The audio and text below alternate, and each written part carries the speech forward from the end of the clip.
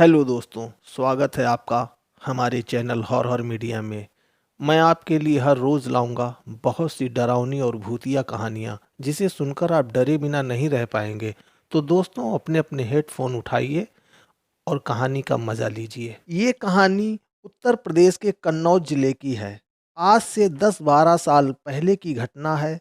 मेरा नाम फातिमा है और मेरी बड़ी बहन का नाम अफरोज़।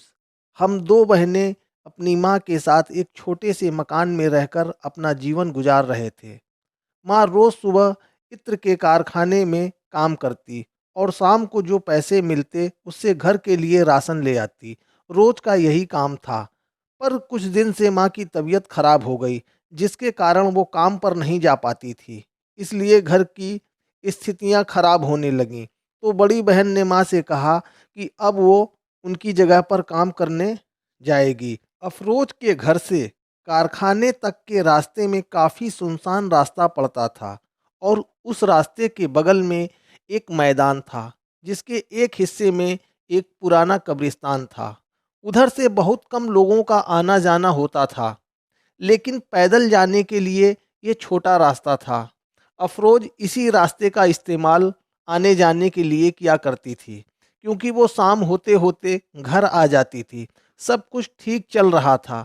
एक दिन की बात है, अफरोज को घर का सामान लेते हुए देर हो गई और वैद्य जी से माँ की दवा भी लेनी थी। सर्दी का समय था, तो दिन जल्दी डूब जाता था। 6 बज गए थे और वो सामान लेकर चलने लगी।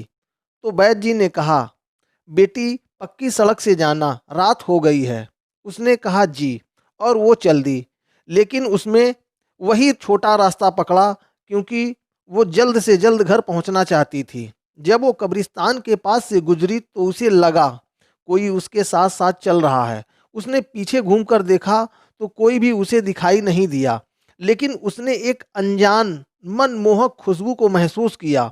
फिर उसने सर झटक कर हंसते हुए अपने मन मन कहा कि वो खुद इत्र के कारखाने में काम करती है, तो उसी के पास से ये खुशबू आ रही है। और वो घर आ गई। माँ और उसकी छोटी बहन बाहर बेचैनी से उसका इंतजार कर रही थी। वो बोली, माँ आज देर हो गई, जल्दी खाना बना दो। छोटी बहन थैला हाथ से लिया और खाना बनाने चली गई, वो अपने कमरे में। फिर जब हम खाना खाने बैठे तो फातिमा अपनी बड़ी बहन से मजाक करने लगी। तभी फातिमा की नज़र अपनी बड़ी बहन के चेहरे पर पड़ी, तो उसने देखा उसकी आंखें बड़ी बड़ी हो गई हैं और वो कुछ बदली बदली सी हैं और वो नीचे सर करके मुस्कुरा रही है।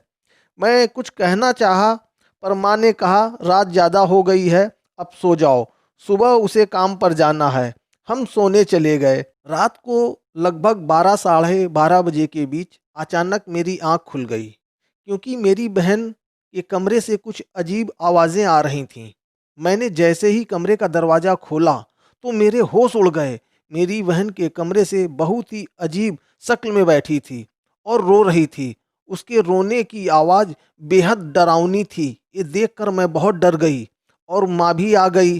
अब हम लोगों को समझ में नहीं आ रहा था कि क्या करें।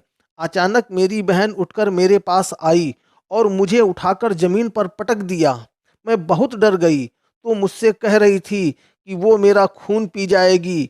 हमने अगल बगल के लोगों की मदद से उसे रस्सियों से बांधा। जैसे ही हमने उसे रस्सियों से बांधा, वो जोर जोर से बहुत भयानक आवाज़ में चिल्लाने लगी।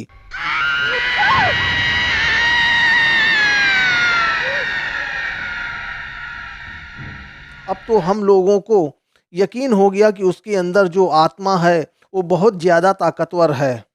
आसपास के बहुत से बाबा तांत्रिकों को दिखाया, पर उसे कोई ठीक नहीं कर पाया।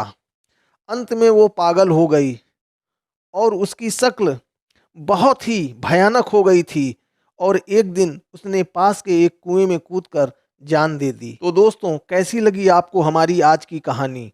हमें कमेंट करके ज़रूर बताइएगा। अगर आपने अभी तक हमारे चैनल को सब्सक्राइब नहीं किया है तो कर लें और लाइक एंड शेयर करना ना भूलें। धन्यवाद। शुभ रात्रि।